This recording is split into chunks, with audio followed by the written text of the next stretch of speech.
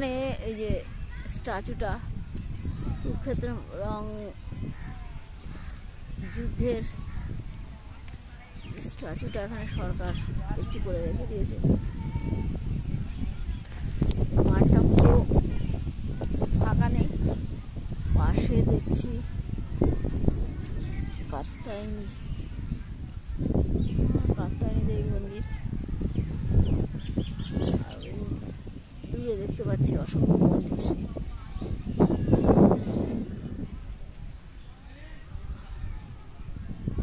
কুরুক্ষেত্র রণাঙ্গন মাঠ,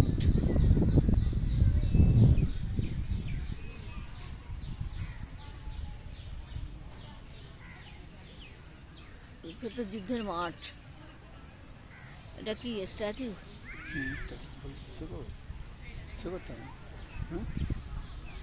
যুদ্ধের স্ট্যাচুটা সরকার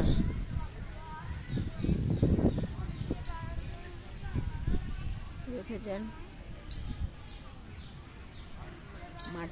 মাঠটা পুরো কভারিং দেখছি।